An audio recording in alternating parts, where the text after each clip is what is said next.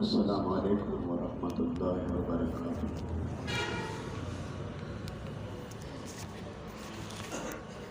اللہم انت الملک لا شریک لک والفرد لا ند لک کل شیء ہالک الا وجہک لن تطاع الا بإذنک ولن تعصى الا بإذنک تطاع فتشکر تعصى فتغفر۔ اللهم صل على سيدنا وحبيبنا وشفيعنا وقائد غر المحجلين محمد وآله وأصحابه وأزواجه وعلى أمته أجمعين، أما بعد۔ حضرت علی رضی اللہ تعالیٰ عنہ کے شاگرد آور تشریف لائے اور آ کر کہنے لگے الناس یفوزون فی الحدیث فی المسجد، لوگ مسجد میں دنیا کی باتیں کر رہے ہیں۔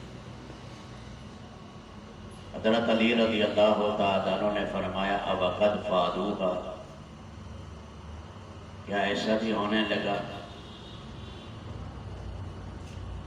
پھر فرمایا اللہ کے نبی صلی اللہ علیہ وسلم نے فرمایا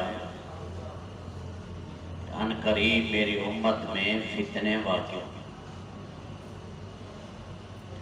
ایک اور حدیث میں ہے آپ ایک بلند جگہ کھڑے ہوئے اور آپ نے فرمایا مجھے دکھایا جا رہا ہے میری امت آگ میں جل رہی ہے، دشمن اس پر حملے کریں گے، ایسے بلائیں گے جیسے دسترخوان پر کھانے کے لیے بلایا جائے۔ صحابہ کرام نے پوچھا یہ کب ہوگا یا رسول اللہ؟ فرمایا اذا اتخذ الفیء دولا، جب لوگ اجتماعی مال کو ذاتی مال کی طرح ہڑپ کریں گے، والزکوٰۃ مغرم، زکوٰۃ دینا تاوان بن جائے گا، والامانۃ مغنم، امانت کو غنیمت کے مال کی طرح کھا جائے گا، اطاع الرجل امرأ وابقى امہ، آدمی اپنی بیوی کا کہنا مانے گا، ماں کی نافرمانی کرے گا، ادنا صدیقہ واقصی اباہ، دوستوں کے قریب ہوگا اپنے ابا سے دور ہوگا، سعد القبیلہ فاسقہم، برادریوں کے بڑے کمینے لوگ ہو جائیں گے، کان زعیم القوم ارذلہم، قوم کے زعماء اور لیڈر ردی قسم کے لوگ آ جائیں گے۔ ایک اور روایت میں ہے کہیں گے ما اجلدہم وما ادرفہم وما آقدہم، یہ تو بڑا بہادر ہے اور بڑا سمجھدار ہے ہمارا لیڈر، حالانکہ لیس فی قلبہ مثقال ذرۃ من الایمان، اس کے اندر رائی کے دانے کے برابر بھی ایمان ہے۔ فشو القلم، قلم بہت چلے گا عمل پیچھے چلا جائے گا، قلم اور عمل توازن رہے تو خیر ہے، قلم آگے عمل پیچھے تو یہ بھی خطرے کے لیے۔ فشو التجارت، تجارت کا عام چرچا ہوگا، عورت مارکیٹ میں آ جائے گی اپنے خامن کے ساتھ، تم دیکھو گے مکہ مکرمہ کے پہاڑوں میں سرنگیں بن جائیں گے، پہاڑ پھٹ جائیں گے، مرد عورتوں کا لباس پہنیں گے، عورتیں مردوں کا لباس، تحارج بڑا ہو جائے گا۔ تحارج کی دونوں تفسیریں ہیں کہ قتل و غارت بہت ہوگا، مردوں اور عورتوں کا اختلاط بہت ہو جائے گا۔ لعن آخر هذه الامہ اولها، اس امت کے آخری لوگ آئیں گے وہ پہلوں کو برا بھلا کہیں، انبیاء کرام، صحابہ کرام، محدثین، فقہا کو برا بھلا کہیں،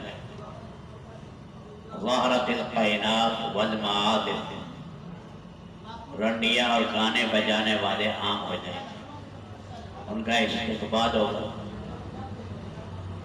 اس وقت میں تم انتظار کرنا، تومر توڑ فتنے آئیں گے، جیسے تسبیح کا دھاگا ٹوٹتا ہے، اس کے دانے گرتے ہیں، ایسے قطع نظام و سلسلہ۔ مل مخرج یا رسول اللہ، اے اللہ کے پیارے نبی، ان فتنوں سے بچاؤ کا طریقہ کیا ہے؟ فرمایا کتاب اللہ، اللہ کے قرآن کو چمٹ جاؤ، اللہ کے قرآن کو چمٹ جاؤ۔ من قال بہ صدق، جو قرآن کی بات کہتا ہے، ایک سچائی کو کہتا ہے۔ من عمل بہ اجر، جو قرآن کے مطابق عمل کرے گا اللہ اپنے شان اجر دیں گے۔ من حکم بہ عدل، جو قرآن کے مطابق فیصلے کرے گا عادل کہلائے گا۔ من دائر ہدا الی صراط مستقیم، جو قرآن کی یا قرآن کی زندگی کی طرف دعوت دے وہ سیدھے راستے پر ہوگا۔ حبل اللہ المتین، قرآن اللہ کی مضبوط رسی ہے، مضبوط رسی ہے، اس سے چمٹ جاؤ۔ من ابتغى الہدی او العزة فی غیر اذلہ اللہ، جو ہدایت کو اور عزت کو قرآن کریم کے علاوہ راستے میں تلاش کرے گا اللہ اسے ذلیل کرے گا۔ من ترک من جبار قسمہ اللہ، جو اللہ کے مقابلے میں آئے گا سرکشی کرے گا اللہ ریزہ ریزہ کر دے گا۔ میرے دوستو، فتنے ہمارے سامنے ہیں، بے دینی کے سیلاب ہمارے سامنے ہیں۔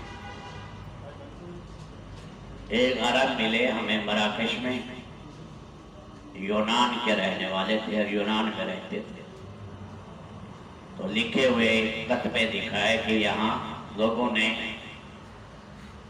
وہاں پر یہ کتبے لگا دیے ہیں، کیلنڈر لگا دیے کہ لا الہ الا اللہ، لا الہ الا اللہ نہیں، اللہ کا انکار، نبیوں کا انکار، برزخ کا انکار، جنت کا انکار، جہنم کا انکار، یہودیت کو سلام، نصرانیت کو، اسلام کو، سب کو کھاؤ اور پیو، مدے اڑا دو، مرا گئے، ختم، آگے کوئی زندگی نہیں ہے۔ تو مادیت پر دن رات محنت ہے۔ علم الہی کی غرض اولی یہی ہے، رب العالمین کی معرفت۔ جس اللہ نے اس کائنات کو بنایا اس کی کیا طاقت ہے، وہ اس جیسی کائناتیں ایک لمحے میں ارباں پیدا کر سکتے، کل یوم ہوا فی شأن، ہر لمحہ ہر گھڑی تصرفات کرنے والے ہیں۔ ارباں انسانوں کا مارنا اور ایک آدمی کا مارنا اللہ کے لیے برابر ہے۔ 10 لاکھ ایک کروڑ کا پیدا کرنا اور ایک کا پیدا کرنا سب اللہ کے نزدیک برابر ہے۔ ما یملکون من قطمیر، کھجور کی گٹھلی پر جو چھلکا ہے، فرمائے تمہاری ساری اولین آخرین کی مادی طاقتیں اللہ کی طاقت کے مقابلے میں اتنی حیثیت بھی نہیں رکھتی۔ گٹھلی کے اندر جو شگاف ہے، اس پر جو دھاگا ہے وہ فتیل، گٹھلی کے پیچھے جو کالا داغا ہے، کالا داغ ہے جہاں سے کھجور اگتی ہے، اس کو کہا نقیر، اور گٹھلی پر جو چھلکا چڑھا ہوا ہے یہ قطمیر ہے۔ فرمایا ساری طاقتیں یہ سب تارے عنکبوت ہیں، مکڑی کے جالے ہیں۔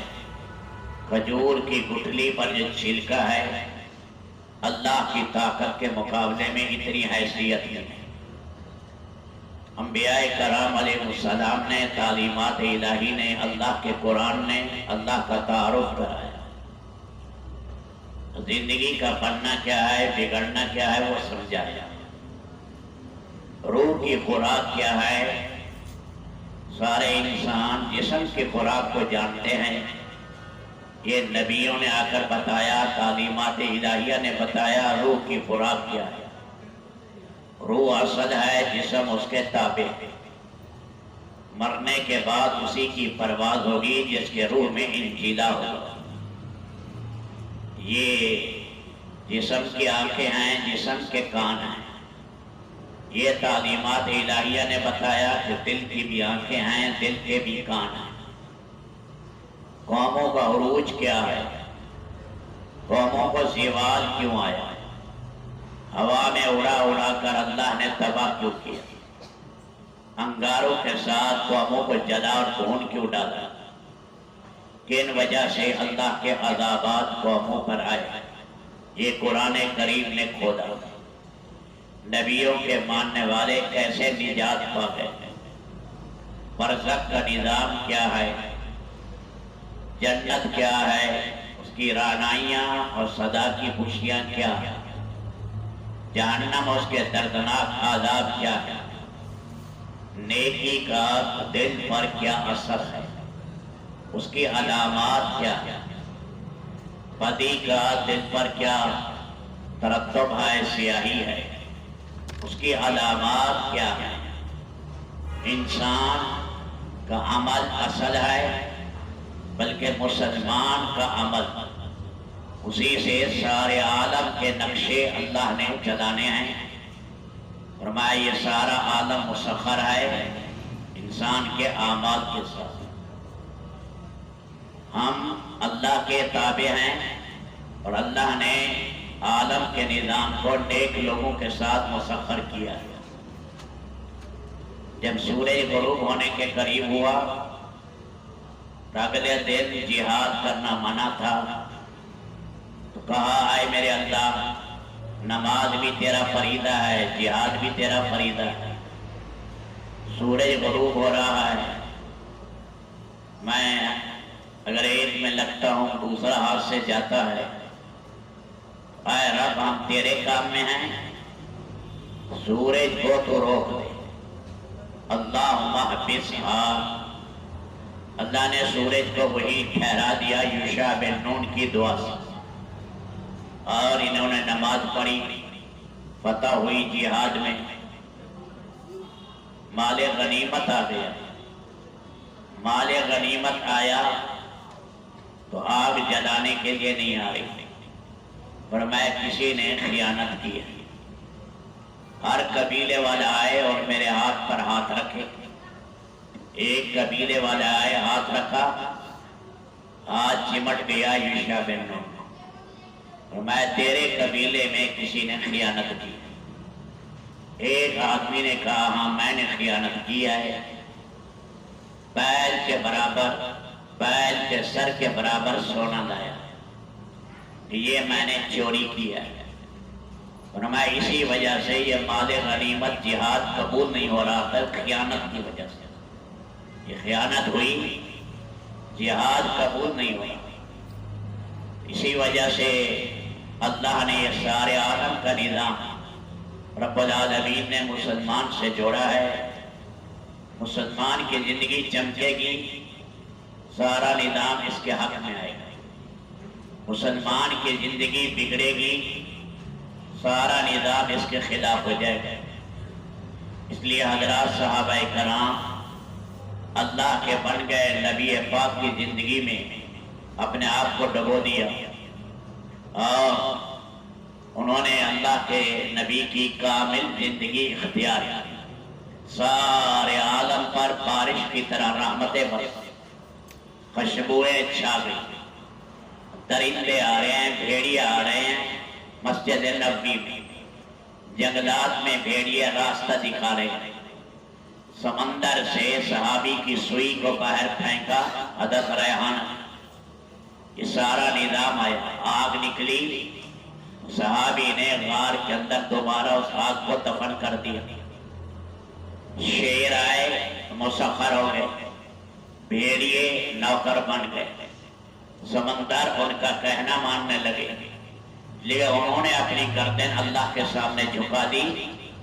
اللہ نے حکم دیا ساری کائنات کو کہ تم بھی ان کے اشاروں پر چلو۔ تو علم الہی یہ آیا، یہ بتائے گا، یہ مادی علوم نہیں بتائیں گا، علم الہی بتائے گا سدا کی زندگی انسانوں کا بننا اور بگڑنا۔ تو میرے دوستو، اللہ نے ہمیں اس سے مناسبت دی ہے، رب العالمین ہمارے اندر بھی اس علم کا کامل نور اتارے اور یہ علم کے اثرات ساری دنیا میں پھیلیں۔ قرآن کریم ہے، یہ متن ہے اور احادیث اس کی شرح ہے۔ قرآن کے معنی بھی یہی کہتے ہیں، اللفظ والمعنی جمیع، قرآن کریم الفاظ اور احادیث نبوی قولاً اور فعلاً، ان دونوں کے مجموعے کا نام ہے۔ الفاظ بھی قیامت تک محفوظ رہیں گے اور اللہ پاک ان کے معانی بھی قیامت تک محفوظ رکھیں گے۔ جن حضرات نے قرآن کریم کے الفاظ پر محنت کی، اللہ نے ان کی زندگیوں میں بھی برکت دی۔ امام نافع 70 سال مدینہ منورہ میں پڑھایا، جوانی کے زمانے میں خواب میں اللہ کے نبی کی زیارت ہوئی، اللہ کے نبی صلی اللہ علیہ وسلم نے نیند میں انہیں بوسہ دیا ہونٹ کو، ساری زندگی کستوری کی خوشبو آتی تھی۔ امام ابو جعفر مدنی جب نہلانے لگے تو یہ سینے والی جگہ پلک کی طرح چمکنے لگی، یہ اندر کا نور اللہ نے دکھایا، قرآن کی جو عظمت تھی اللہ نے ظاہر کر دی۔ غسل کے ٹائم قطاریں لگ گئی اس کے سینے کو دیکھنے کے لیے۔ تو قرآن کریم پر جنہوں نے محنت کی، رب العالمین نے انہیں کیسے چمکایا۔ ابو عبد الرحمن سلمی کہتے ہیں، میں خیرکم من تعلم القرآن وعلمہ کی وجہ سے کوفہ میں بیٹھا، یہ شہر عمر ابن خطاب نے آباد کیا، مسجد بنوائی تھی، ایک ستون پر 1700 دراہم خرچ ہے اس زمانے میں، 20,000 نمازی نماز پڑھتے تھے مسجد کوفہ، 20,000 آدمی۔ اور میں حضرت عثمان کے زمانے سے میں یہاں قرآن پڑھانے لگا اور حجاج بن یوسف کے زمانے تک۔ اگر حضرت عثمان کا شروع کا زمانہ، آخر کا زمانہ اور حجاج کا شروع کا زمانہ ہو تو 38 سال کا، حضرت عثمان کا شروع کا زمانہ اور حجاج کا آخری زمانہ تو 72 سال کا، 72 سال ایک جگہ بیٹھ کر اللہ کے قرآن کو پڑھایا۔ اور ان حضرات کے ہاں پڑھانا لفظ بھی ہوتا تھا، معنی بھی ہوتا تھا، عمل بھی، تینوں چیزیں اکٹھی چلتی تھی، تینوں چیزیں اکٹھی۔ حضرات محدثین آئے، انہوں نے اللہ کے نبی کی احادیث کو محفوظ کیا۔ حضرت جابر رضی اللہ تعالیٰ عنہ اس صحابی کے پاس جس نے براہ راست اللہ کے نبی سے حدیث سنی تھی، عبداللہ ابن اونیس، ان کے پاس دمشق گئے، 1300 کلومیٹر کا سفر کیا، 1 مہینہ اونٹنی پر بیٹھے، وہاں پر نہ کھانا کھایا نہ پانی پیا، حدیث سنی واپس۔ ایسا شوق اللہ نے محدثین میں ڈالا۔ ابو حاتم جو علل و جرح کے امام ہیں، وہ کہتے ہیں میرے 3 ساتھی اور میں 7 دن تک بغیر کھائے اور پیے چلے، سمندر کے قریب ہم بے ہوش ہو گئے، پھر کشتی والوں نے ہمارے منہ میں پانی ڈالا، اللہ کی قسم یہ 7 دن کے بعد یہ پانی میں نے پیا، ہلال الجرح کے بڑے امام ہیں، محنتیں کی ہیں، کوششیں کی، ان کا تقویٰ دیکھیں۔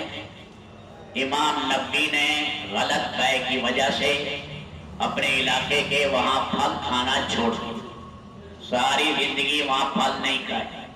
ان کی دیانتداریاں، ان کا تقوی ضرب البصر، اللہ نے شام ڈالا اور سفر پر سفر ہو رہے ہیں۔ آپ دیکھ رہے ہیں اللہ نے اجمیوں سے کام لیا، امام بخاری اجمی، امام مسلم اجمی، امام نسائی اجمی، ابن ماجہ قزوین کے اجمی، امام ابو داؤد سجستان کے اجمی، امام ترمذی ترمذ کے اجمی، امام مسلم نیسابور کے۔ اب یہ عجم ہیں سارے، اللہ نے کتنا ان سے کام لیا، اللہ نے بلا کا قوت حافظہ دیا، اعلیٰ درجے کا تقویٰ دیا، اور ان میں کمال احتیاط حدیث اور بے پناہ دین کا شوق اللہ نے عطا کی۔ ہم یمن گئے، وہاں صنعاء یمن میں ایک جامعہ ہے، جامعۃ الایمان، وہاں ہم رضا کے ایک لڑکے سے ملنے گئے، وہ صف خامس میں پڑھتے تھے، تو انہوں نے کہا اس کا نام ہے محمد غازی، جس نے بخاری شریف پوری سند کے ساتھ، مسلم شریف اول سے آخر سند کے ساتھ، ترمذی شریف شروع سے آخر سند کے ساتھ، ابو داؤد پوری سند کے ساتھ، نسائی شریف شروع سے آخر سند کے ساتھ، ابن ماجہ آخر تک سند کے ساتھ۔ مصر کی لجنہ آئی، امتحان لیا، کہیں اٹکن نہیں ہے، جہاں کسی محدث نے لکھا حدیث حسن غریب، اس کے اندر بھی غلطی نہیں ہے۔ فرمایا ساری دنیا کا سونا ایک طرف ہو، اسے یہ لڑکا زیادہ قیمتی ہے۔ اس زمانے میں وہ محمد غازی مسند احمد کو یاد کر رہے تھے۔ جب یہ 14ویں 15ویں صدی میں اللہ نے اتنا قوت حافظہ دیا، تو آپ اندازہ لگائیں خیر القرون میں کتنا بڑا قوت حافظہ ہوگا۔ اس لیے امام زہری انگلیوں میں بازار سے گزرتے ہوئے کان میں انگلیاں دے دیتے کہ جو بات آتی ہے پھر وہ کبھی مجھے بھولتی تھی، کبھی بھولی نہیں۔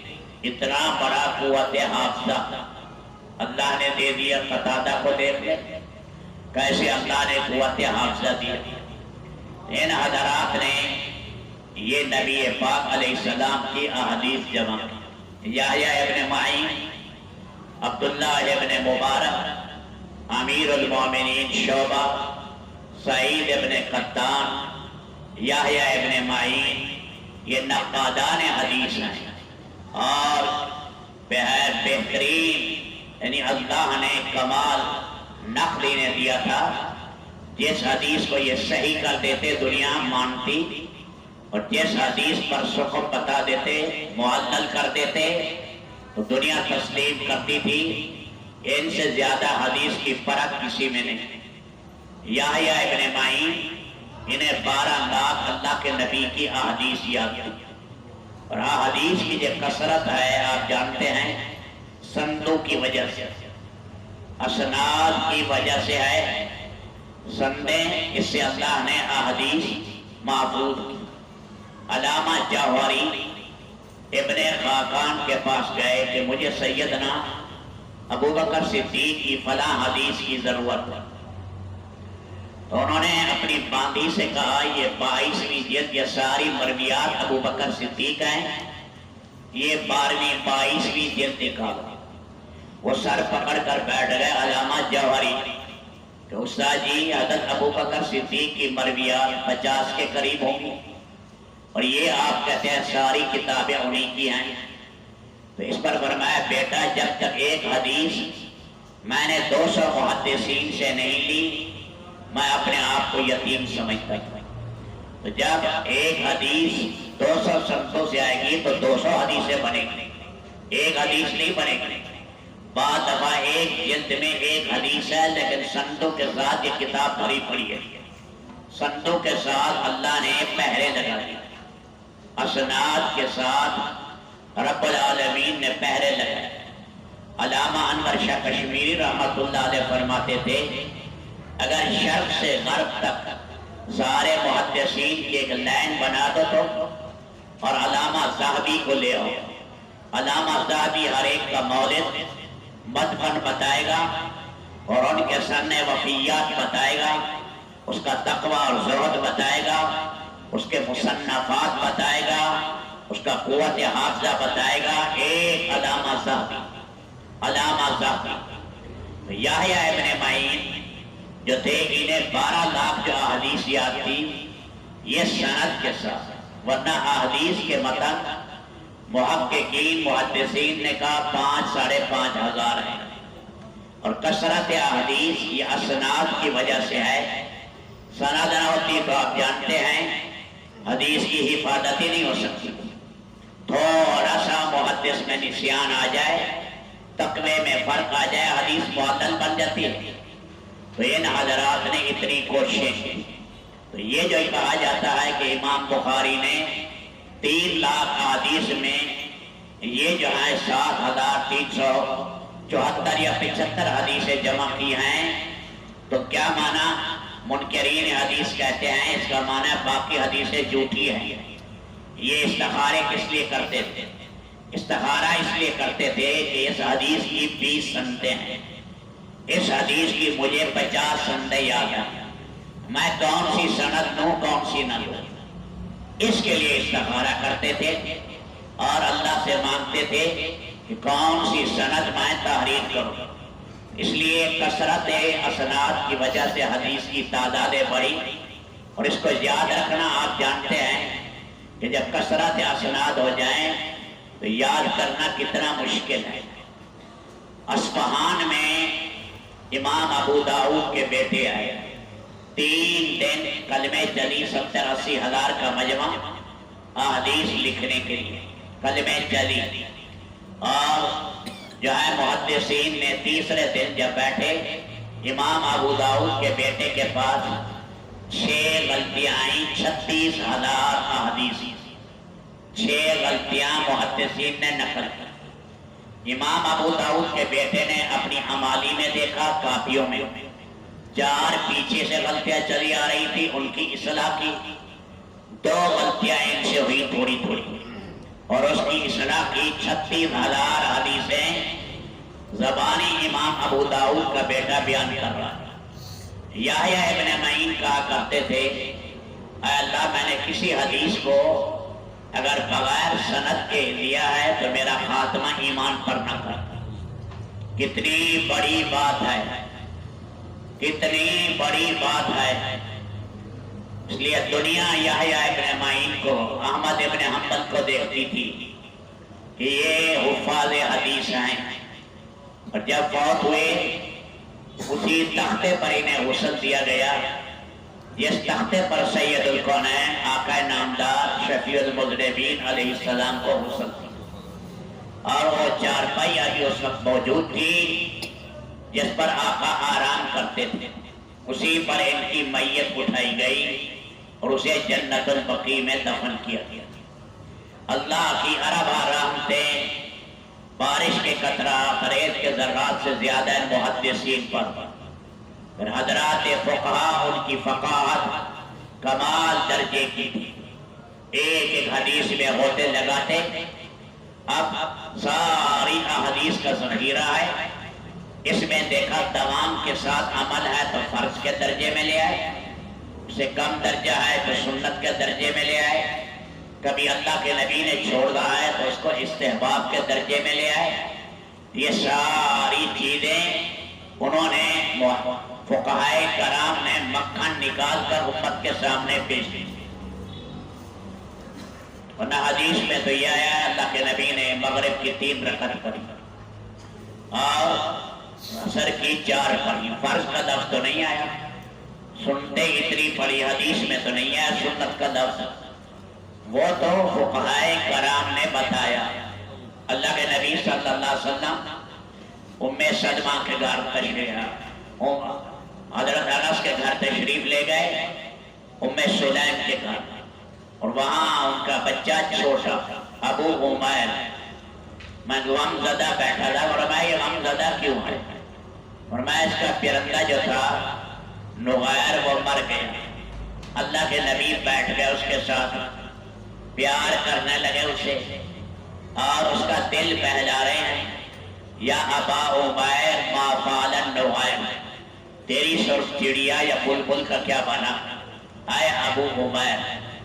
اب اس پر ابو العباس نے 75 مسائل اخذ کی، بعد آگے بڑھے تو 95 مسائل اسی ٹکڑے سے نکالے کہ دیکھو پرندے کا پالنا بھی جائز ہے، ورنہ اللہ کے نبی منع کرتے تھے، اور دیکھو بچے کی کنیت بھی ٹھیک ہے، ابو عمیر بچہ ہے کنیت رکھ دی، اللہ کے نبی موزون کلام بول رہے ہیں، یا ابا عمیر ما فعل النغیر، بچوں کو خوش کرنا جب غم زدہ ہو سنت ہے۔ اس طرح مسائل نکالتے گئے تو یہ حضرات فقہائے کرام نے نکالے، جیسے امام ترمذی نے ترمذی شریف میں فرمایا الفقہاء اعلم بمعانی الحدیث، حدیث کے معنی فقہاء زیادہ جانتے ہیں، اس لیے فقہائے کرام سے پوچھو۔ اللہ پاک فقہاء، محدثین، حفاظ قرآن سب کی قبروں کو نور سے بھرے، یہ سلسلہ چلا ہے، چل رہا ہے الحمدللہ ہمارے بر صغیر میں، ہندوستان، بنگلہ دیش، پاکستان میں بھی، اور بھی کہیں کہیں یہ چیزیں ہیں۔ ہم ایک جگہ یمن میں گئے، وہاں ایک مسجد میں 55 علماء تھے، 55 علماء، وہاں گئے ہم مراکش میں، تو دیکھا صبح کے ٹائم، شام کے ٹائم امام صاحب بیٹھتے ہیں اور اس کے ساتھ 40-50 آدمی، کہیں 60 کہیں 70 بیٹھ جاتے ہیں، آدھا سپارہ صبح کو اور آدھا سپارہ شام کو، امام پڑھتا جائے گا، ساتھ مقتدی پڑھیں گے۔ مولانا سعید احمد خان صاحب فرماتے تھے اسی کی برکت تھی کہ مراکش کے جو پھل ہیں دنیا میں کوئی ملک بھی ان جیسے پھل کسی ملک میں نہیں، حالانکہ ڈھلوان جگہ ہے لیکن وہاں کے پھلوں میں لذت مزہ اللہ نے عجیب رکھا۔ فرمایا یہ قرآن کا شوق، امام ورش کی قرات پڑھتے ہیں سارے، ہم امام عاصم کی پڑھتے ہیں، وہ امام ورش کی پڑھتے ہیں، ہر مسجد میں آپ کو 60 70 50 60 70 50 کہیں 40 حافظ ملے، حفاظ ہی حفاظ ہیں۔ شام اللہ نے وہاں بھی ڈالا ہے، اس لیے وہاں کا جو مذہبی امور کا وزیر ہوگا اس کے لیے بھی حافظ ہونا شرط ہے، کہ وہی مذہبی امور کا جو ہے وزیر بنے گا، جو قرآن کا حافظ ہوگا وہی بنے گا۔ تو میرے دوستو اللہ نے یہ نعمت کبریٰ دی ہے، تو یہ سارا عالم ہے آج جو کہ مادیت کا دورہ ہے اور ہر ایک پیسے کے پیچھے دوڑ لگا رہا ہے، منصب کے پیچھے ہے، ساری دنیا کے ایوان یہ نہیں سوچ رہے اللہ کے دین کا کیا ہو رہا ہے، یہ سوچ رہے ہیں لوگوں کے پیٹ کا مسئلہ کیسے حل ہو، لوگوں کو بجلی کیسے پہنچائیں، سڑکیں کیسے بنائیں۔ اسلام میں تو یہ ہے کچی سڑک ہے یا پکی، ایک بستی میں سارے اللہ کے احکامات ہیں تو یہ نورانی بستی ہے، اور ایک بستی میں 2 کنال کی کوٹھیاں ہیں، ساری سڑکیں پکیاں ہیں، ساری سہولتیں ہیں، لیکن اللہ کا دین نہیں ہے، اللہ کے یہاں یہ تباہ حال بستی ہے۔ تو اس لیے دل کی کیفیات مردہ ہو گئی، مادیت کی دوڑ چل رہی ہے۔ فرمایا زمین بڑی یا آسمان بڑا، کہ زمین بھی چھوٹی ہے، آسمان بھی، انسان کا پیٹ بڑا، اس کی توندیں مشرق مغرب تک چلی گئی، مادیت کی دوڑ دوڑی جا رہی ہے، اور اس میں دینداروں کو بھی لپیٹ میں لیا جا رہا ہے، اور اس کے اندر ذہن بنایا جا رہا ہے میاں اپنا کھماؤ، کھاؤ، پیو، معیار زندگی بلند کرو، شاندار کوٹھیاں بناؤ، بڑی گاڑیاں دو، یہ معیار زندگی ہے۔ میرے دوستو یہ ساری دنیا ہڑپ کر لیں، ان کے پاس دارونی خزانے سارے آ جائیں، مملکت نمرود آ جائے، دل کا چین نہیں آئے گا، دل کا چین، اطمینان، مسائل کا حل، امن، सकून।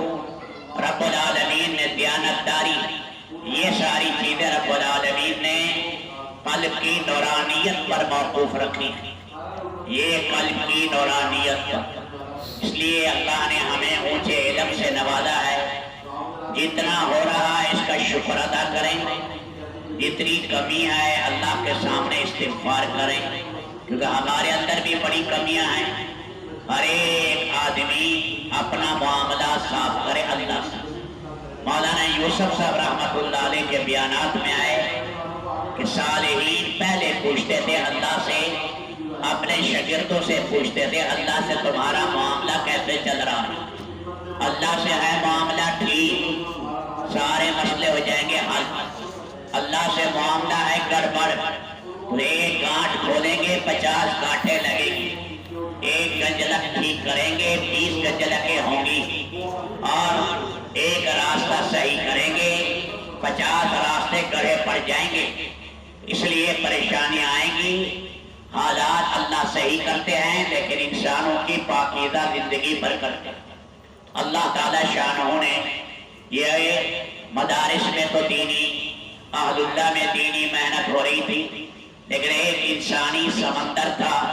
हज़रत मौलाना इलियास रहमतुल्लाह अलैह के दिल में अल्लाह ने दर्द डाला कि हर घर पहुंचा जाए। अंबिया इंतजार नहीं करते थे, लोग मेरे पास चल कर आए। हज़रत फरमाते थे चल कर जाना इसका कोई बदल नहीं।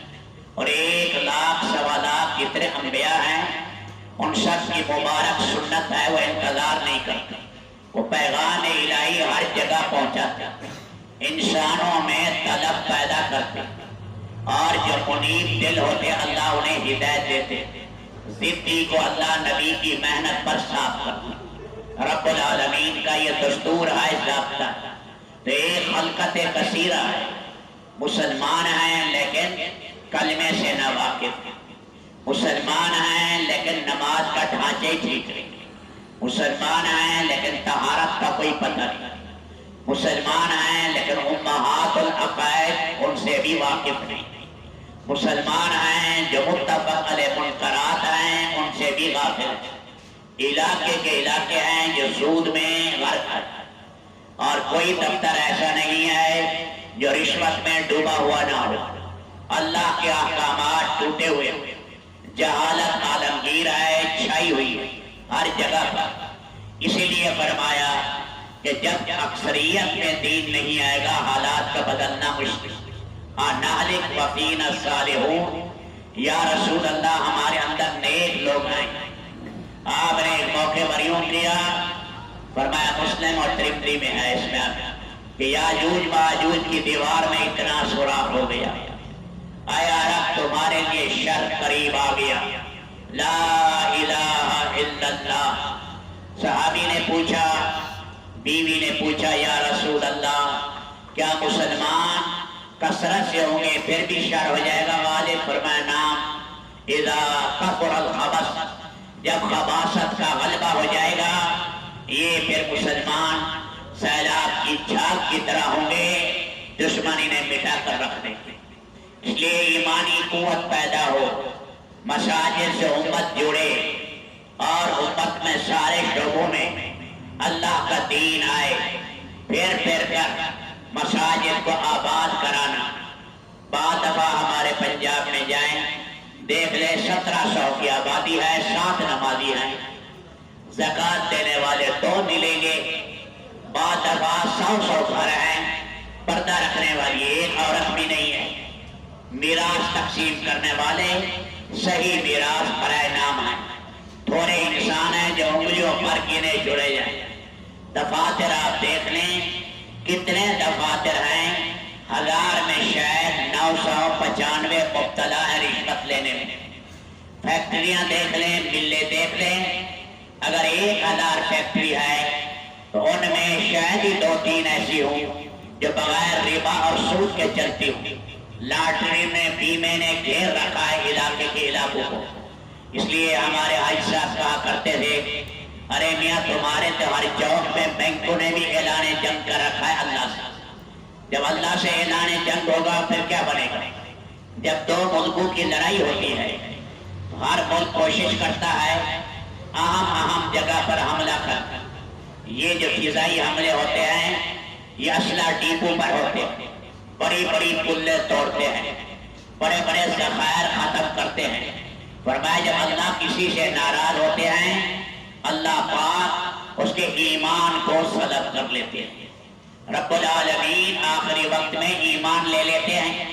سودی کے ساتھ اللہ کا اعلان جنگ ہے. جب اللہ ناراض ہوں گے ساری رات گانے سنیں گے امت، فواحش اور منکرات میں صبح کی نمازیں بھی ختم اور بھیڑ کی بھیڑ جاری ہے.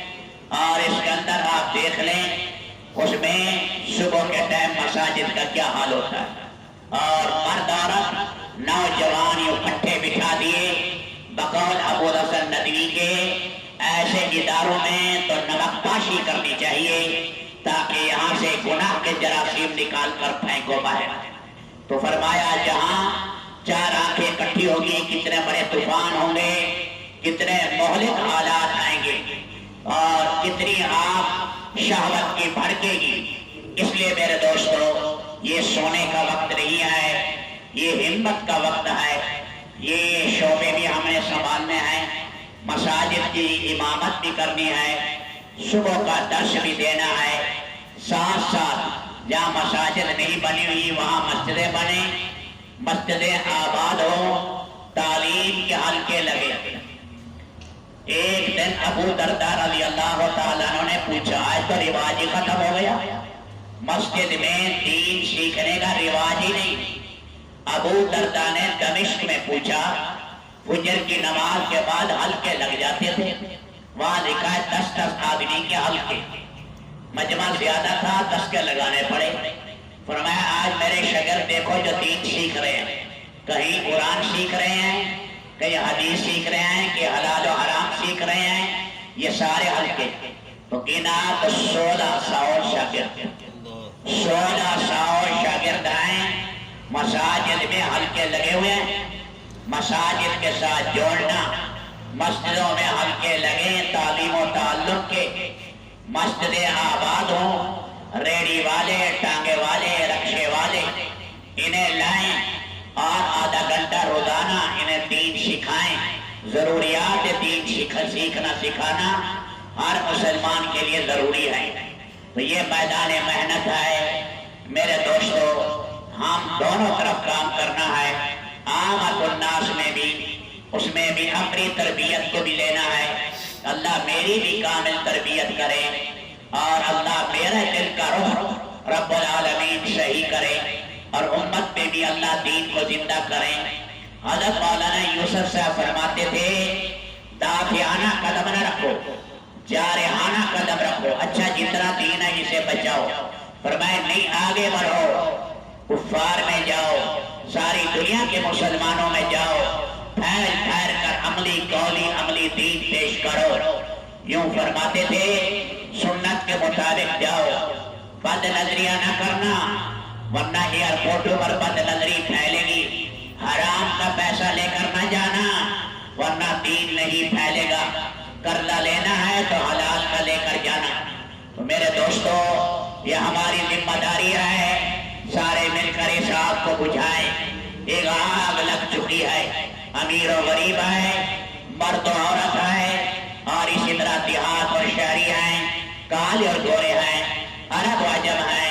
حکومتوں سے کان ہٹا کر محنت کرنی پڑے گی. یہ 60 حکومتیں ہیں، سب غیروں کے جوتے صاف کر رہی ہیں، انہی سے جو ہے اجازت لیتے ہیں، انہی سے پوچھ کر ایوان چلاتے ہیں، انہی کے طرف پر تجارتیں قائم کرتے ہیں، انہی کی طرف پر وزارتیں قائم کرتے ہیں. اس لیے ہر فرد مسلم پر محنت کرنا، کوشش کرنا یہ ہماری ذمہ داری ہے. اس میں بیٹھنا نہیں، پھیل جانا. ترتیب بنانی ہے، چھٹیوں کے اندر بھی، آگے پیچھے بھی، سال کے لیے بھی ترتیب بنائیں، 40 دن کے لیے ترتیب بنائیں. اس کے لیے محنت کریں، اس کے لیے دعا بھی کریں. کام میں کیونکہ اس کام کی ایک خصوصیت کی اجتماعیت.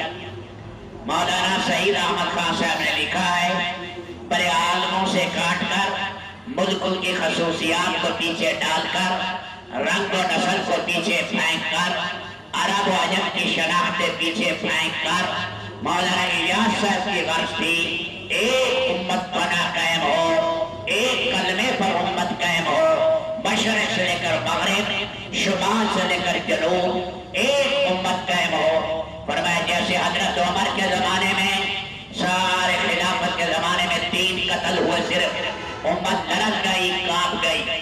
فرمایا امت بنا قائم ہو، قبائلیت اور اسی طرح قومیت اور لسانیت، ان چیزوں کی جڑیں اکھڑ جائیں، اور فرمایا امت میں نحیث الامت، عرب و عجم اس کام میں لگے۔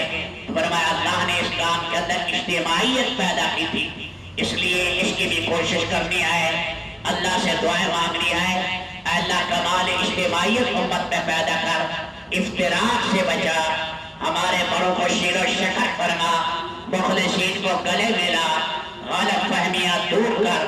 سارے عالم میں اس کی بھی محنت کرنی ہے، اور یہ دعوت کی محنت بھی ہے۔ آپ حضرات سے درخواست ہے، یہ چھٹیاں آ گئی ہیں، ان میں ترتیب بنائے، 40 دن ہیں، رمضان شریف کا مہینہ ہے، مبارک مہینہ، علاقے کے علاقے ہمارے ہاں تو روزے ہی نہیں رکھتے، لوگ روزوں سے محروم ہیں، اور اس کے لیے پھرنا ہے۔ جتنا آپ ہمت کر سکتے ہیں بشرطے اپنا قائم مقام اور بدل مسجد کو دے کر جائیں، تاکہ پیچھے دینی کام کا حرج نہ ہو، دینی کام کا حرج نہ ہو۔ اس لیے میرے دوستو ہمت کے ساتھ اپنے نام پیش کریں،